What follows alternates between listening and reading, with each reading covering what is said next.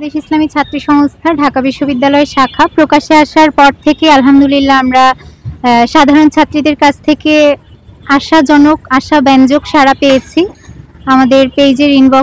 আমাদের ইনবক্সে অনেক বোনেরাই মেসেজ দিচ্ছে আমাদের সাথে যুক্ত হওয়ার জন্য, এবং আমরা আমাদের কার্যক্রমগুলোর কমেন্ট বক্সে যখন যাচ্ছি তখন দেখছি অনেকেই আমাদেরকে অ্যাপ্রিসিয়েশন করছে। তো আলহামদুলিল্লাহ সব মিলিয়ে আমরা পজিটিভ রিভিউ পাচ্ছি আমাদের কার্যক্রমে, যে বিষয়টা আমাদেরকে আশাবাদী করে তুলেছে। ডাকসু মূলত ঢাকা বিশ্ববিদ্যালয় কেন্দ্রীয় ছাত্র সংসদ নির্বাচন।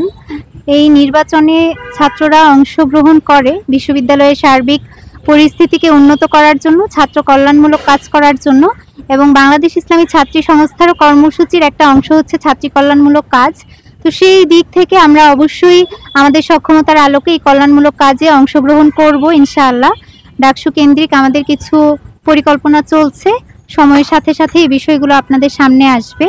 এবং প্যানেলের যে বিষয়টা বলা হয়েছে, এই বিষয়গুলো এখনো কোনো কিছুই চূড়ান্ত হয়নি, সব কিছুই পরিকল্পনার মধ্যে আছে। চূড়ান্ত বিষয় আপনাদের সামনে প্রকাশ করা হবে ইনশাআল্লাহ।